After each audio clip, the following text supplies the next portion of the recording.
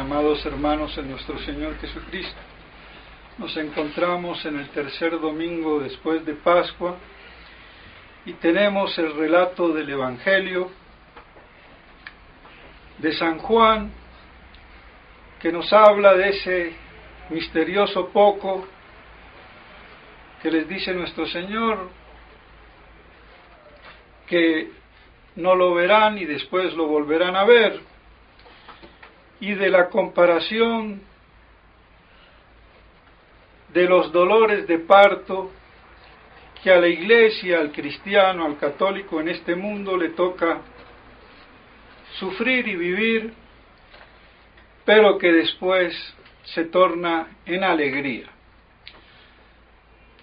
Voy a dejar el comentario de este Evangelio para no alargarme, y porque me veo y se puede incluso explicar los dos próximos domingos, que son parte del mismo capítulo de San Juan. Entonces está el mismo tema. Y aprovecho para hacer una puntualización, una aclaración, porque la iglesia es luz, la religión es luz, la doctrina es luz, la fe es luz. No podemos andar, aunque sea en medio de la confusión y de la hecatombe y del desastre y de todos los dolores de parto, dicho sea de paso, ofuscados en la oscuridad. Allí donde no hay luz, no hay verdad, no hay iglesia, no hay Dios. Y gran parte de esa poca luz teológica, doctrinal, se debe al maldito voluntarismo nominalista, que ha invadido todos los ámbitos poco a poco, no es de ahora, eso es de siglos, eso tiene más de 1000 años, no nace hoy, mucho antes de Santo Tomás de Aquino, así que vean que no es de ahora, hace por lo menos 1000 años o más. Pero hoy llegamos al colmo, porque esa misma actitud de no afrontar los problemas, o por lo menos de no plantearlos teológicamente, con doctrina, con luz y categoría teológica en la iglesia, es parte de ese maldito voluntarismo nominalista, de los cuales los tradicionalistas, como somos todos, estamos imbuidos, nos guste o no nos guste.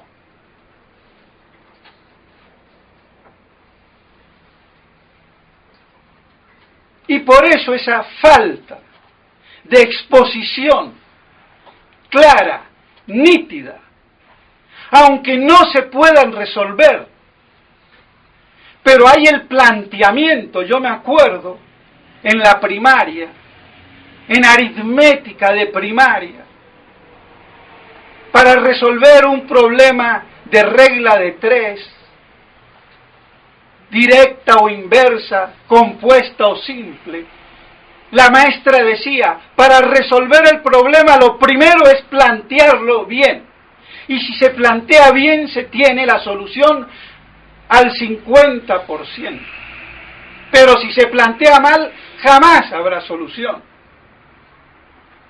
Una cosa elemental, y eso no se ha puesto en práctica en el ámbito eclesiástico, ni antes ni después del concilio.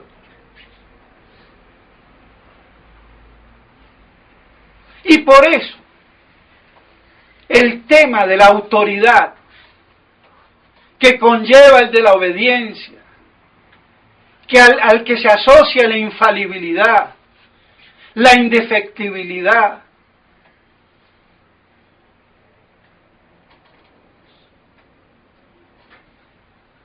Dejan perplejos a los fieles. La famosa carta de los católicos perplejos de Monseñor Lefebvre. Y esa perplejidad sigue y continúa, aunque trate de doctorarse con falsas teologías.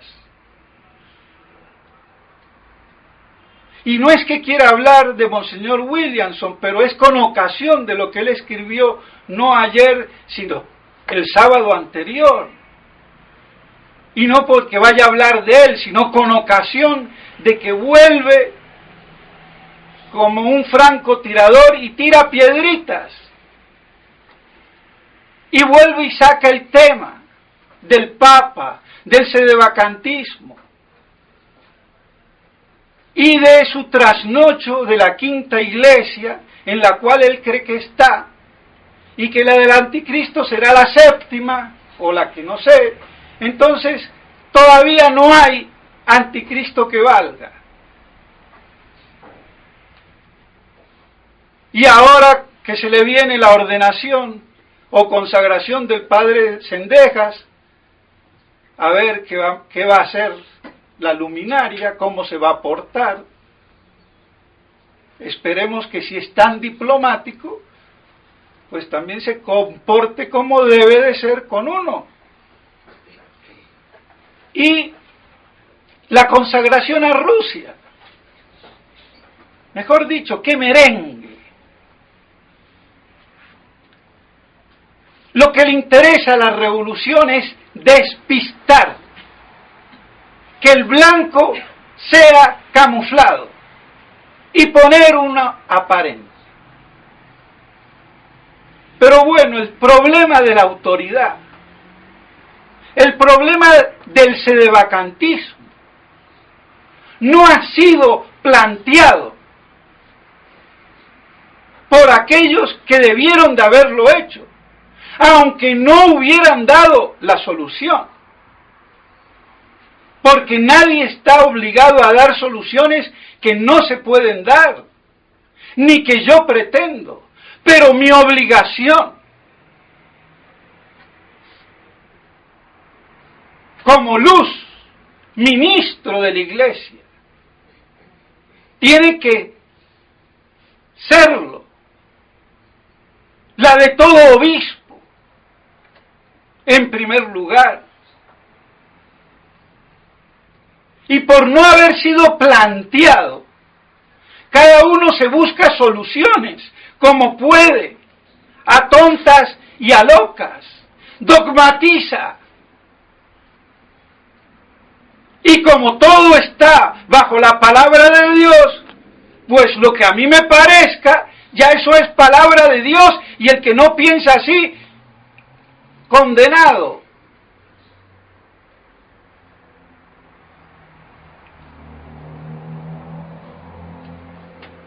Lamentablemente, si hay un error o una falencia o algo que reprocharle a Monseñor Lefebvre, no es como hacen muchos sedevacantistas viscerales a lo bruto, de que no se pronunció. No. Sino en el no haber planteado, igual que Monseñor de Castromaller, igual que muchos otros. Entonces no hay que tirarle piedras a nadie, pero no, se planteó teológicamente. Vean, señores, el problema es este. Ahora, la solución, bueno, ya se verá. Pero plantear el problema, ese es el único reproche que se puede hacer. Porque si bien Monseñor Lefebvre dio hitos, dijo algunas cosas que aparentemente parecen contradictorias o contrarias, pero era por los avatares del momento prudencial de esa circunstancia precisa. Pero el supuesto teológico que implicaba, sin haberlo explicitado, iba por lo menos admitido. Pero a veces por las circunstancias tiraba para la derecha o para la izquierda. Y hacia el último dijo cosas muy claras que suponían un planteamiento que jamás dio, pero que daban a entender bien claro que cual fuera su actitud prudencial, como a veces decía, implicaba, sea que tirara para la derecha o la izquierda, la posibilidad teológica de la defectibilidad del Papa. Y ahí es donde está el problema. Porque el planteamiento se reduce a eso. ¿Es teológicamente posible o no que el Papa defeccione, claudique en la fe?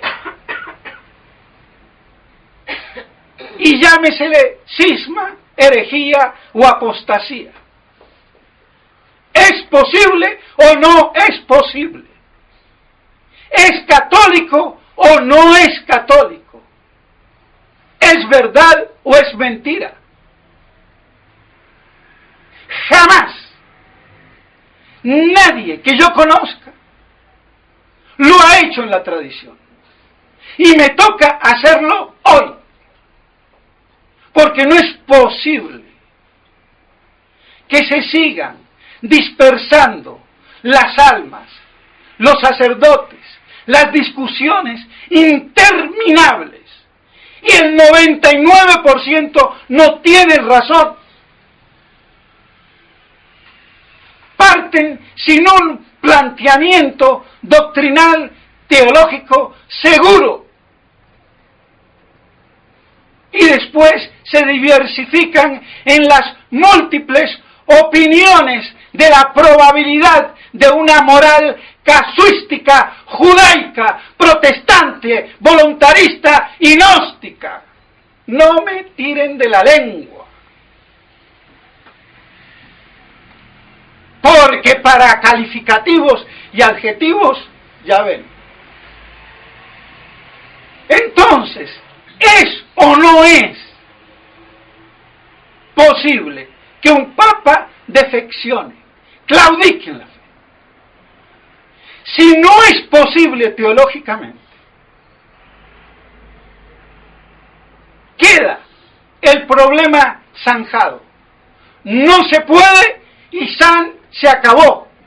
Y el que diga lo contrario, al infierno, herejía. Así de claro. Si es posible, pues no hay problema. Puede caer, que caiga o no caiga de hecho, que históricamente haya acontecido o no, pero es posible y se acabó. Y el que piense que el Papa se puede equivocar y caer en herejía, no es un hereje ni se va al infierno. Y se acabó el problema. ¿Ven qué sencillito que es?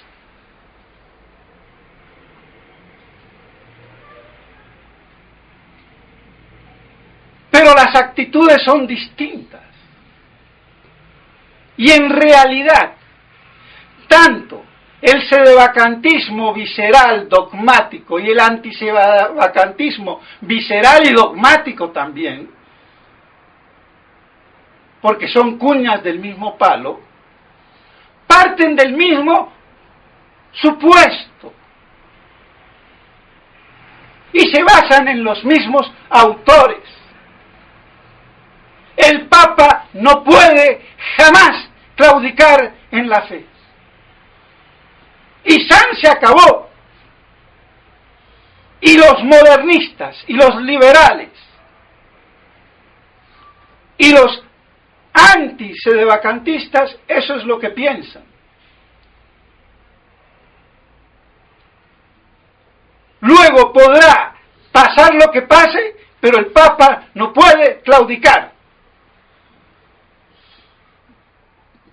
Aunque los hechos me digan lo contrario.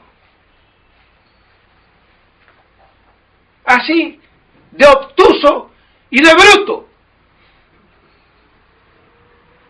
Y los otros no se puede equivocar. Luego yo veo que se equivoca, entonces jamás fueron papas.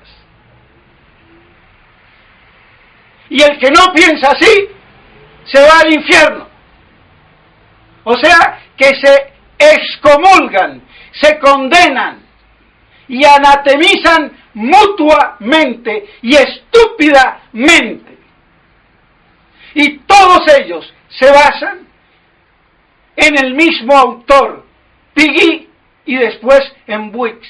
¿Por qué Peggy? Porque antes, en la Edad Media, la opinión común de la Iglesia era que el Papa se podía equivocar, a tal punto que la Iglesia se vio obligada a definirlo con la bula Pastor Eternus, porque habían los que exageradamente hasta negaban que pudiera ser infalible.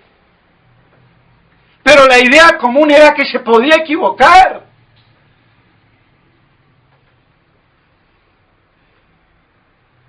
Entonces, después de la promulgación del dogma, exageradamente mal entendido, nos da entonces que el Papa ya está declarado, no se puede equivocar, y el que lo piense se condena. Por eso el profesor Le Floch, director del seminario francés en la década de los años 20, rector del seminario donde estaba Monseñor Lefebvre, dijo que la peor herejía era la que venía. La exageración del debido respeto al Papa, la obediencia, y la extralimitación de su infalibilidad doctrinal. Porque las cosas tienen su peso, su medida, su límite, su definición. Lo único que no se puede definir es Dios. Porque no hay nada que lo defina en una esencia. Por eso es infinito e ilimitado. Por eso no lo puedo conocer en su esencia. De ahí también salió la cábala y la gnosis. Porque de toda realidad mal entendida, mal explicada, sin filosofía, sin metafísica, para que después venga la teología, salen disparates. Y esto es más viejo que Adán. Y por eso andamos más perdidos que Adán, dicho chistosamente, en el Día de la Madre. Perdónenme la irreverencia, el pobre Adán, ¿qué hace el Día de la Madre? Así andamos. Desnuditos en el paraíso, pero perdidos.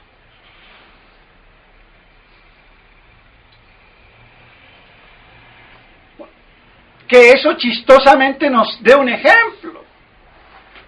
Pero nosotros en la iglesia no podemos andar así. Entonces todo tiene su peso, su medida, su definición. Es esto y no lo otro. Y dos cosas no son la misma cosa. Son cosas elementales. Si eso se pierde, da lo mismo ser hombre, mujer, gay, geisha, arriba, abajo, derecha, izquierda, da todo igual. ¿Qué es lo que pasa? Entonces, se inclinó el árbol hacia el otro lado por una exageración de esa interpretación dogmática de una verdad que dice ex cátedra. No dice siempre el Papa que habla es infalible, sino es cátedra, con las condiciones que ello conlleva, las que sean, pero hay condiciones, porque solamente Dios es infalible, sin condiciones, sin límites, y se acabó. Si no, cada estornudo del Papa sería soplo del Espíritu Santo. Y a ver quién se traga el cuento. Pero muchos parecen que sí. Entonces, plantear el problema. Y siempre estuvo planteado en la Iglesia de que el Papa podía defeccionar en la fe. Hasta eso estaba condensado en el derecho, que el derecho es una expresión jurídica de la teología para casos concretos que así lo requieran. Pero yo no voy a ir con el jurisdictismo y el derecho a hacer teología. Es la teología la que manda la parada. El derecho el que actúa en consecuencia, según los parámetros teológicos de las necesidades que hay en el gobierno y en la justicia que el derecho debe de procurar. Por eso toda discusión no se finiquita en el orden jurídico, sino en el orden teológico, del cual el jurídico depende según las circunstancias.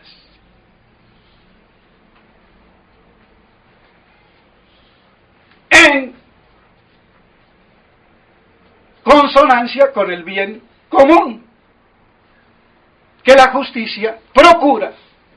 Y por eso la ley, en orden al bien común y no del político chipcha de turno que hace lo que quiere. ¿Y quién le dice nada? Tutankamón. Entonces, esa es la noción que hay que tener de las cosas. Entonces, si es posible teológicamente que caiga, nadie lo dudaba en la Edad Media. Fue después con Piguí, que era un, como ya lo he dicho, palaciego holandés del Papa Adriano VI, que también era holandés y fue preceptor de Carlos V y por eso llegó a Papa y fue regente en España, mientras Carlos V lo coronaban emperador en Alemania. Entonces, ¿qué? Un lambón. El Papa no se equivoca y más porque es holandés como yo. Che, ¿qué te pasa? Y Melchor Cano lo refunde con nombre y apellido.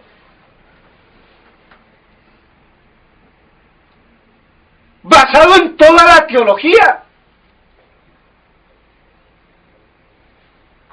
Y San Alfonso María de Ligorio también pone en un extremo a los protestantes luteranos y calvinistas que niegan que el Papa pueda ser infalible, y ponen en el otro extremo a Pío, que niega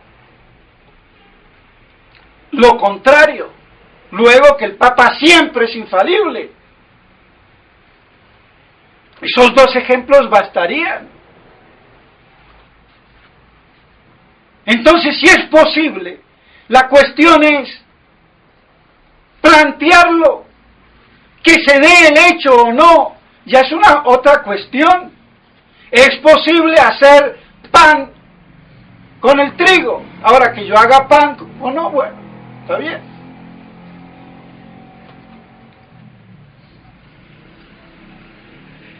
Y por eso San Roberto Belarmino consideraba entonces todas esas diferentes opiniones y trataba de clasificarlas y de darle a cuál era la más exacta.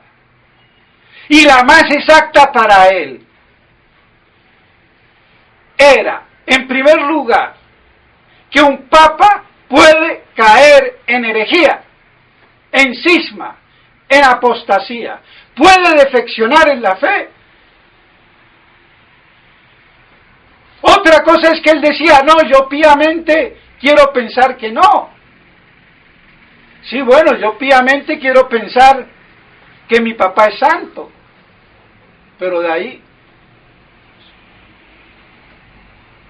deseos píos terminan en cosas pías, pero nada más.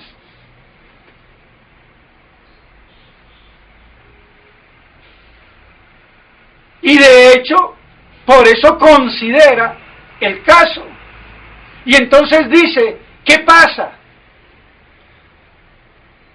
Ipso facto, cuando la herejía es manifiesta, pública, pierde el pontificado. Cayetano decía, no, se necesita una declaración de los cardenales para que avalen, no para que jurídicamente dictaminen, sino para que avalen esa o refrenden ese problema. Bueno. Pero admitían que puede caer. Entonces no podemos decir que no.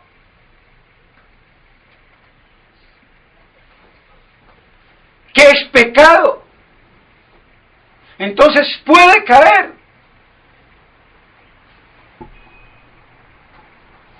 ¿Qué pasa? Bueno, cada uno saque su consecuencia, su conclusión. Por eso Monseñor Lefebvre dijo al último, y que no lo quieren ver en la fraternidad, ni muchos, que el problema había que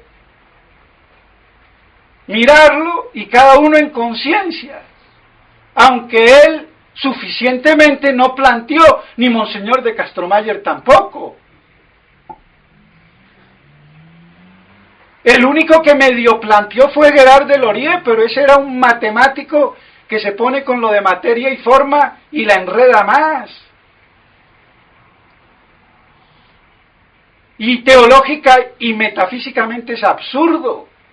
Otra cosa es papa de hecho y papa de derecho. Pero no voy a entrar en todo eso.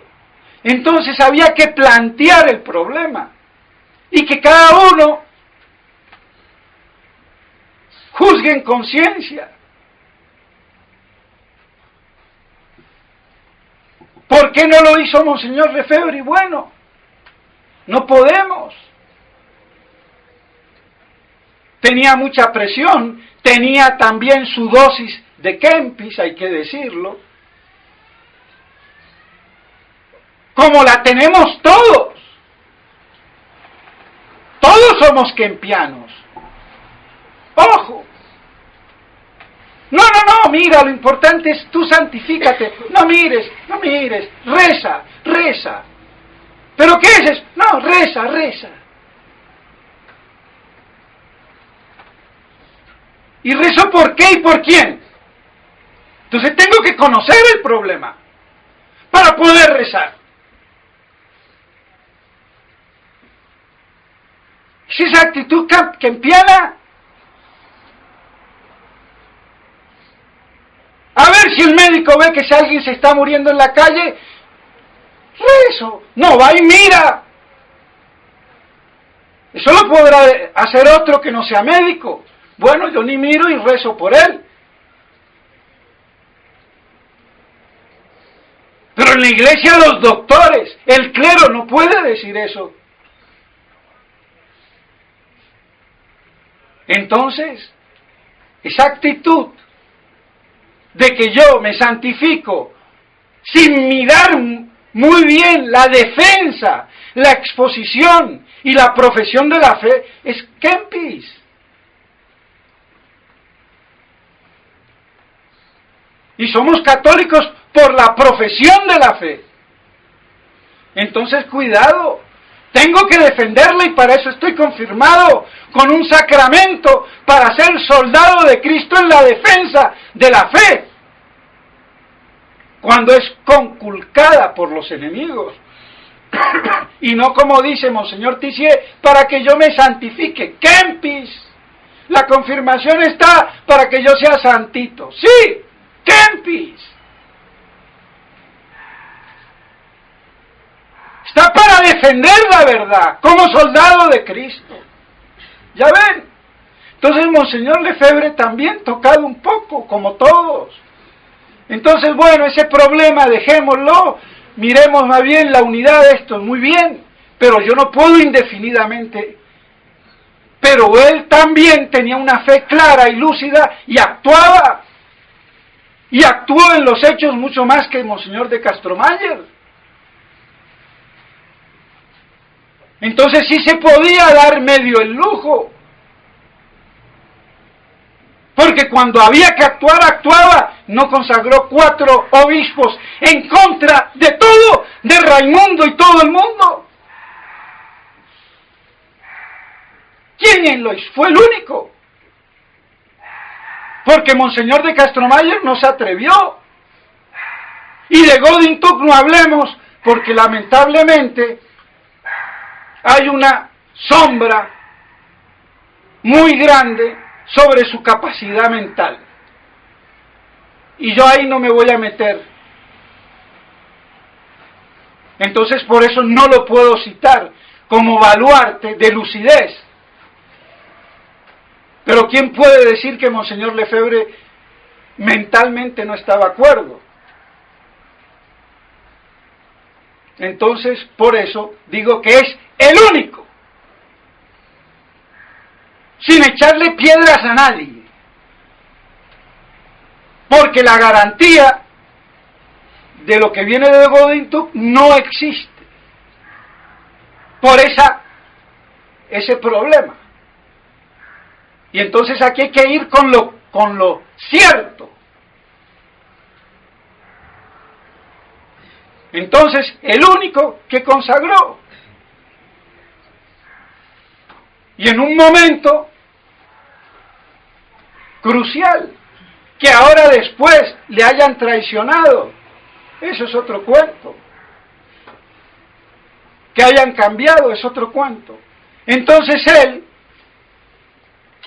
si bien afectado un poco por esa mentalidad kempiana, pero actuaba el hombre. Tenía pantalones. Y si había que decirle no, era no. Y como buen francés, tant pis pour vous, monsieur. Lo siento. Y se acabó. Entonces hay que saber considerar las cosas.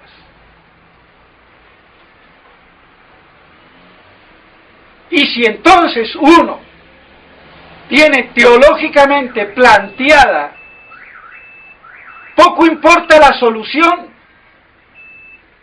porque puede ser que no la tengamos, o puede ser que la tengamos, y si la tenemos, como yo teológicamente la tengo, y no es una opinión, es una evidencia teológica quod sapientes, pero no se puede imponer, porque no todo el mundo tiene los principios, los parámetros, las bases, la inteligencia del caso y también la luz de la gracia. Porque esto no es a puro pulmón.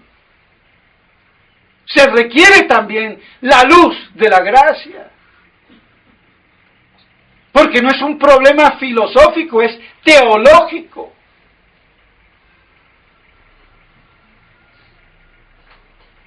Y algunos hablarán de Disandro, pero Disandro no planteó el problema. Él lo resolvió en su gnosticismo, encubierto de latinismo y de verborrea semántica clásica, con la cual ocultaba su profunda gnosis, mamada de Nimio de Anquín, otro gnóstico, que pasaron y pasan en la Argentina por grandes e ilustres metafísicos. Y que el bobo del licenciado Arnaldo Rossi, que no se ponga a escribir con seudónimos para refutarme, pedazo de bruto. Si eres inteligente y capaz, pon tu nombre y apellido y hablemos. Y si Alberto Vuela, el otro metafísico, que parece ser que lo defiende mucho a Nimio de Anquín y que se dice discípulo del padre Membiel, quiere, muy bien. Si aquí hay para darle de todos a todos, sin tener títulos universitarios. El que sabe, sabe. Y se acabó. ¿De qué sirven hoy los títulos universitarios en filosofía o en teología? Ni de papel higiénico. Y si son doctores de antaño, saquen su sapiencia. Que veremos quién es más o quién es menos. Y de frente. Así de claro.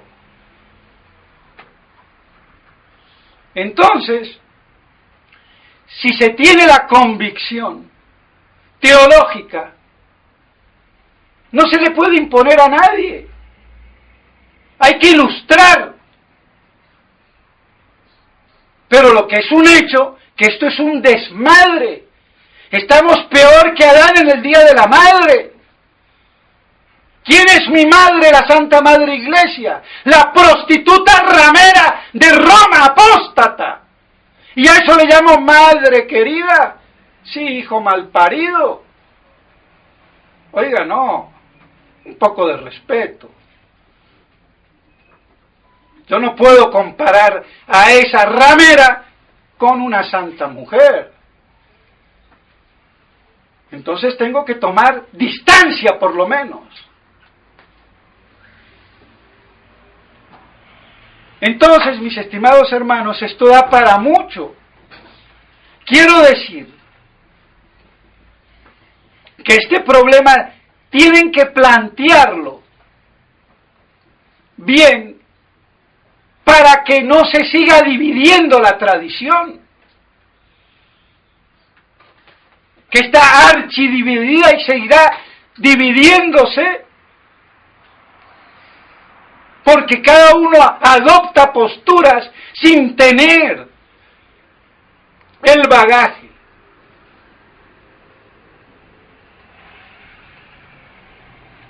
Entonces, no hagamos más confusión o no elijamos lo que más me conviene o la necesidad del momento.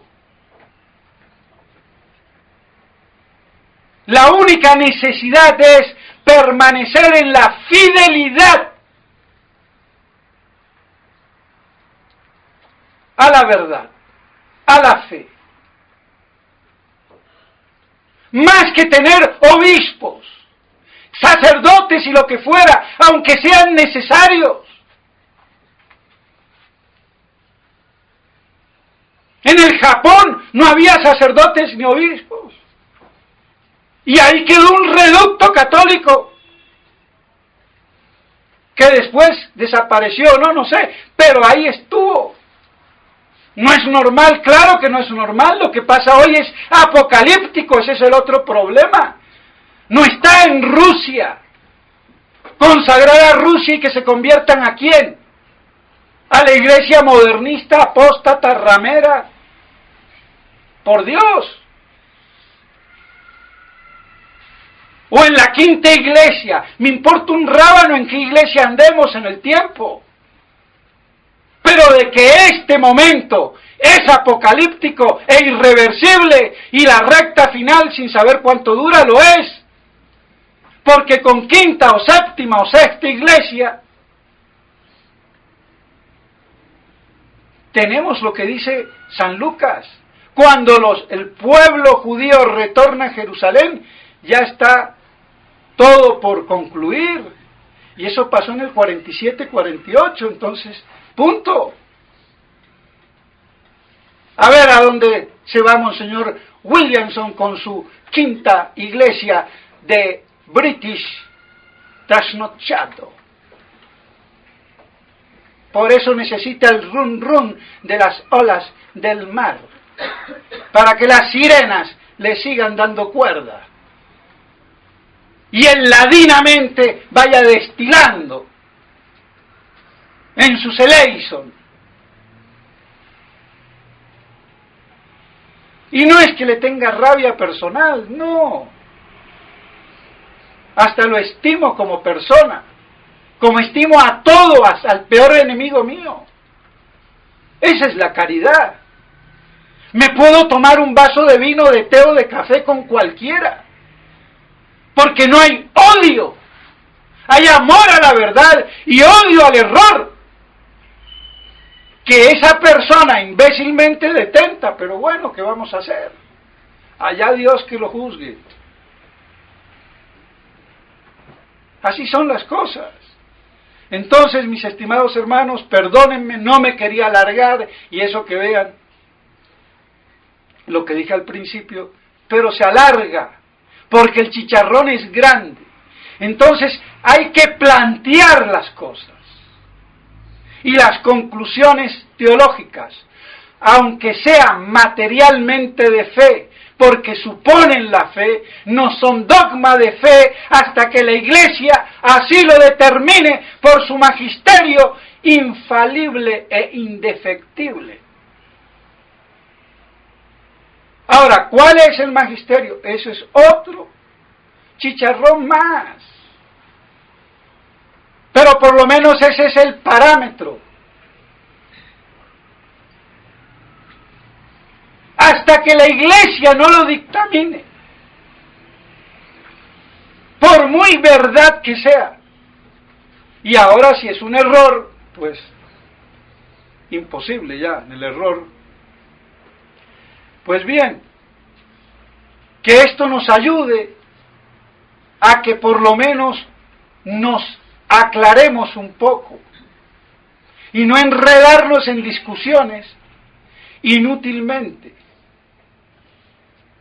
y que podamos así por lo menos vivir en cierta paz relativa en medio de esta hecatombe, y que podamos así santificarnos sufriendo en la posesión de la verdad. Y así se consumarán nuestras vidas hasta que Dios quiera. No sabemos exactamente lo que Dios quiere de nosotros. Lo que quiere es una disposición permanente de inmolación. ¿De qué? De nuestra vida.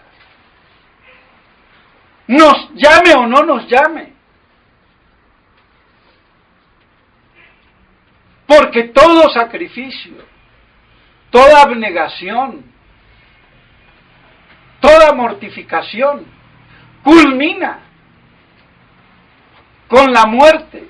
Por eso nuestro Señor culminó su vida en la cruz. Y por eso el católico es otro crucificado, aunque no le toque morir en cruz. Entonces, que así podamos vivir estos tiempos y en este periodo ahora de Pascua, mirando las cosas de Dios de arriba, las verdades eternas, que el Kempis no quiere ver. Lo lamento.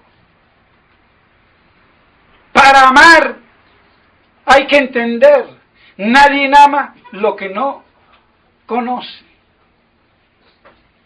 Entonces, por eso es necesario conocer a Dios para amarlo en la medida que lo podamos conocer y así amarlo. Pidamos a la Santísima Virgen María que todas estas cosas las podamos guardar en nuestros corazones y meditar sobre ellas y que nutra nuestra alma en la verdad y así con la gracia de Dios nos santifiquemos. En nombre del Padre, del Hijo y del Espíritu Santo. Amén.